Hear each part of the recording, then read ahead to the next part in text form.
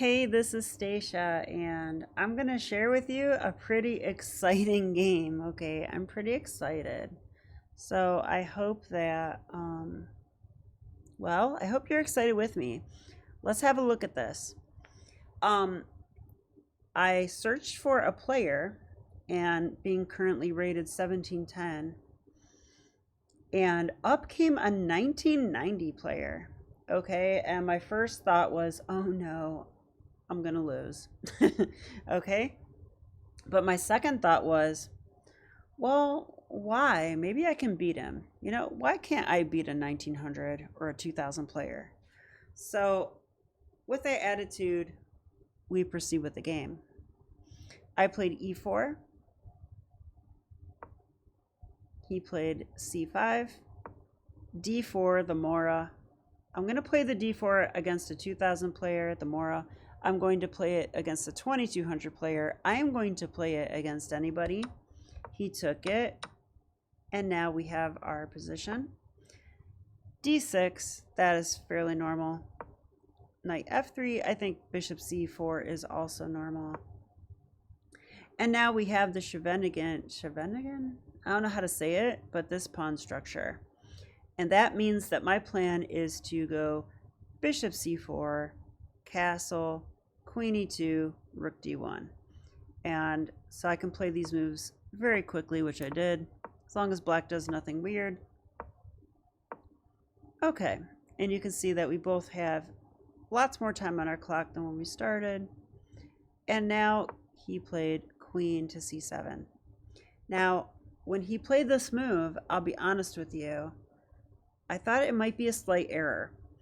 I wasn't totally sure, but this does invite the move knight to b5, and this is the reason that they often play a6 in the Morra, like seemingly early, because this knight b5 move can come in, attack the queen, and attack the d6 pawn at once, which is a fork.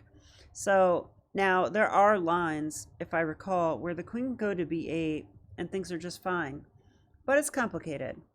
So that's what happened in this game. And then I went bishop to f4. Now I'm pretty sure that there's a line in Mayhem in the Morra with this exact position that I haven't reviewed in probably 2 years. Okay, sadly. But I do kind of remember it. I at least remember the ideas. So, and I know there was some kind of sacrifice on d6, so I looked at them feverishly. Okay. I either need more or less wine, and I'm not sure which. Let's go with more. Okay, so he played this move. And now this move looks pretty good when you first look at it, but I have news. I studied a game that Tall played. And yeah, Tall played the Morra. Pretty cool, right? And it was in Mayhem the Morra. And he faced this move and crushed his opponent. And then Esserman showed improvements on what Tall did. So I studied that game for like 2 hours. So I was feeling pretty excited here. I'm like, well, I have a lot of ideas, and if I can just calculate correctly for once in my life, maybe I'll win. So I decided to play rook a to c1. Okay, what are the other options? I think taking the knight is incorrect. I'm going to use the computer's help now. If you take the knight, then black could take back. And no harm, no foul. I think black will castle soon. And that's that. This doesn't look like anything for white. We're just down a pawn. So that's not really an option. If you go here, it's even worse, because now this comes with tempo against the bishop. So I don't like that so much. I mean, this pawn is pinned, but that's not enough. Okay, and another move I considered was, well, taking on d6. I didn't do this. And now I'm looking at the computer. It says I should do this. Wow. Okay, well, I thought, okay, bishop takes has to be played. because you're not going to take with a queen. And then in this position, I guess the knight is now pinned, I just realized.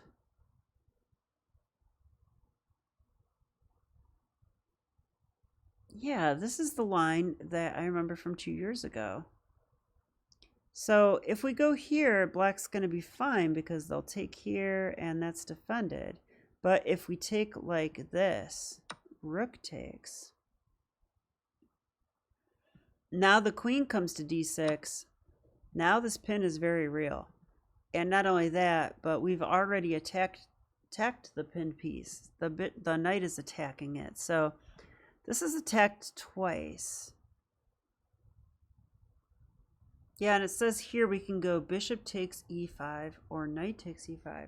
Yeah, and I recall in the book, I remember knight takes e5 was the move. And then how did this go? Hang on a second. It was something like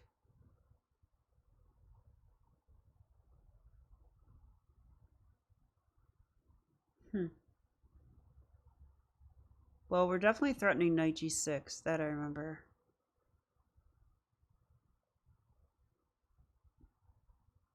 Oh, yeah. I think Esserman gave castles. And after knight to g6. Like, I do love this move. It's kind of a boomerang because the knight moves away and defends the bishop. The bishop's attacking the queen, but the knight's attacking the rook, so what to do? And then it's kind of funny because, like, let's say that the black queen, like, retreats. Well, then we have this check, and that would be a fork. And I'm pretty sure that's the line Esserman gave.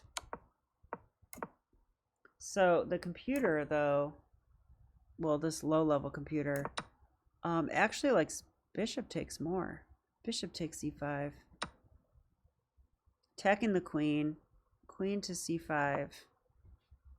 Huh. And now rook d1.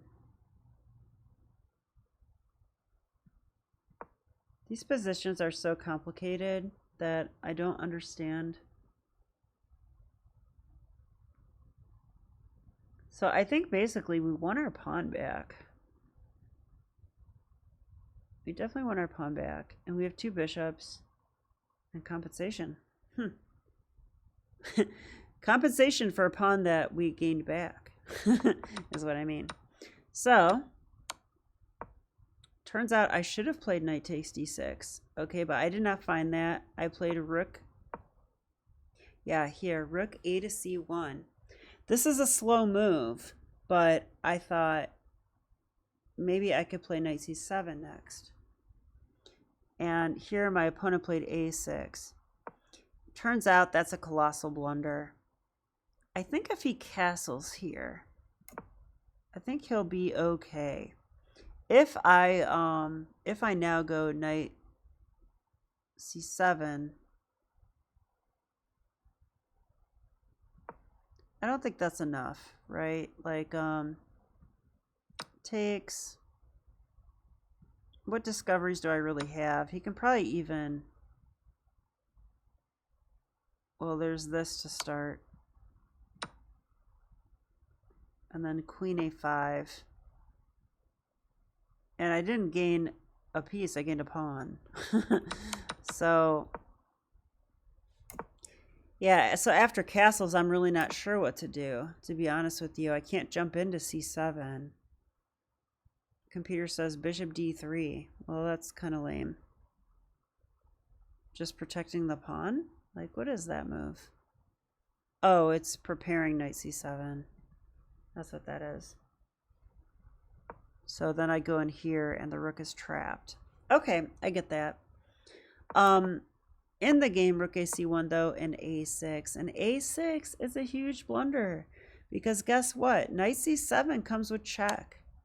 Okay, this comes with check. The king's in the middle. And now it's different because after queen takes, I would have bishop b5 check. And that is a discovery. So I did play knight c7 check. Wow, and this is hilarious.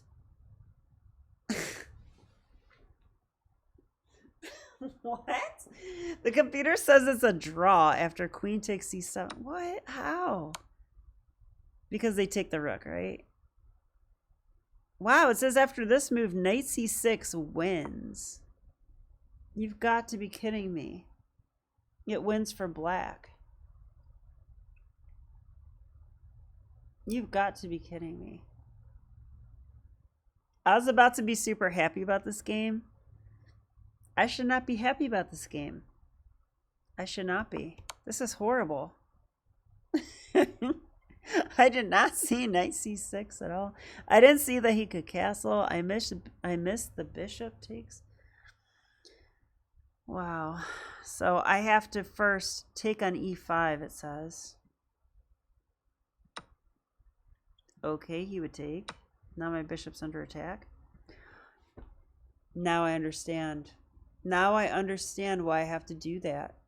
This happened in the tall game as well. Because now bishop e5 check wins. Because there's no knight c6. The knight is gone. Wow, that is cool. So the whole reason that we played this move is to stop knight c6. Wow, I'm sorry. My mind is blown. I don't think I can analyze anymore right now.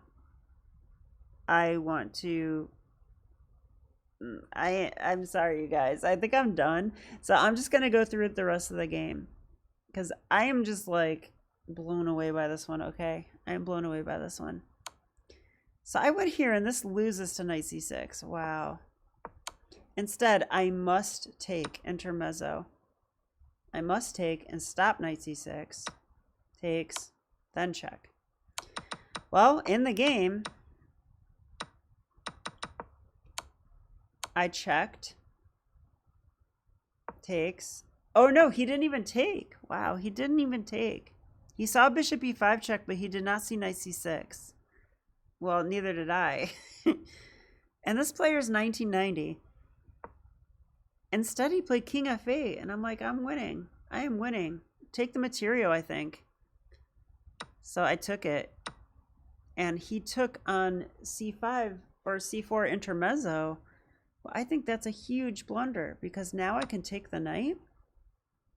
And he simply resigned here, because now if he takes my knight, I take here, check. So I won even more material. I mean, this is just over, isn't it? I think knight e8 would be the only move. But this is clearly winning, so... Yeah, so I very suspiciously beat a 1990 player.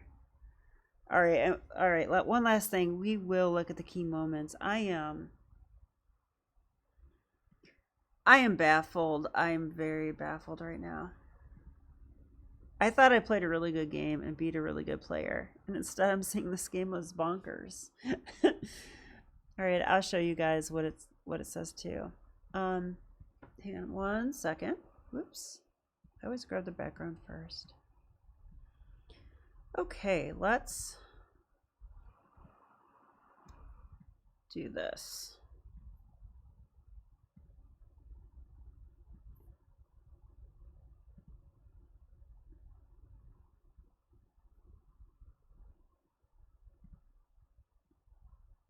I thought I could move up my video. Oh, I can. Okay. Okay, we're gonna do that. You can still see me. This is good enough. Alrighty. Wow. Well, despite my quite major mistakes, I think it's giving me 98.2. That's surprising. All right, and let's go to our key moments.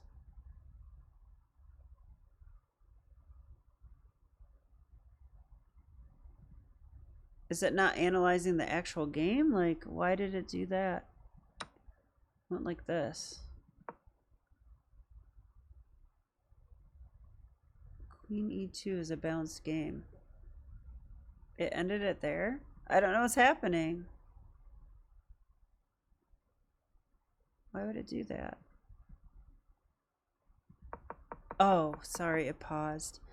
Okay, rook to c1. I'm sorry, this is shaping up to be a terrible video, but as you can tell, I was really blown away by that analysis. I'm just like, what? How could that?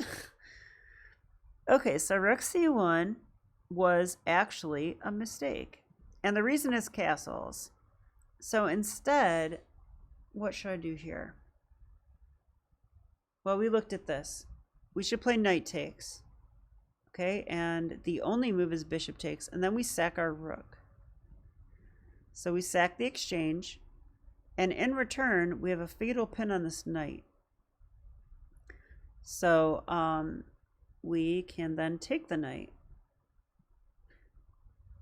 Okay, and I remember taking with a knight is what Esserman wanted, but the computer liked taking with the bishop with a better position. And now black would castle, and then we have that knight g6 move. So knight g6 attacking the rook, but also threatening a fork if the queen comes to c6. All right, so I understand now that this is the right move. Finally understand that. I'm making a flashcard of it so I never forget it again. And the next key moment is knight c7 check is a missed win. Very hard to see because you have to realize that black can take, okay, and we play this check, and this just looks fatal, but black has the move knight to c6, and this saves the day. It blocks the attack, it blocks the check. My bishop's still attacked. Wow, this is insane.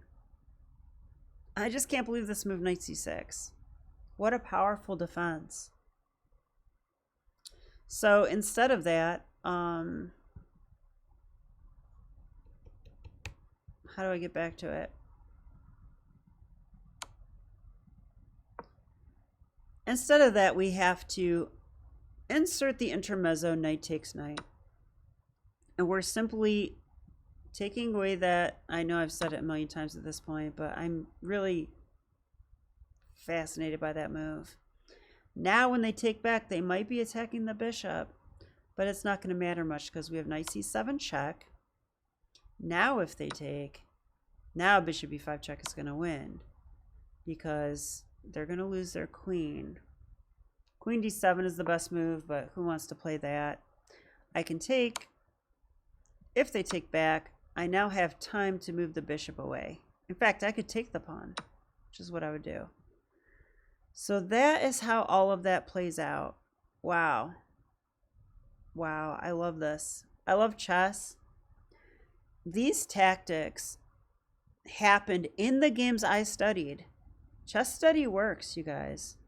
These exact tactics, I still got them wrong in the game. That's the sick thing. But now that I know that, they are going in my flashcards. I'll never forget them again. I hope you enjoyed this video. I know I was a little bit not professional in this one, but as I always say, I'm taking you guys on my journey. So hope you enjoyed it. I'll see you next time. All right, bye.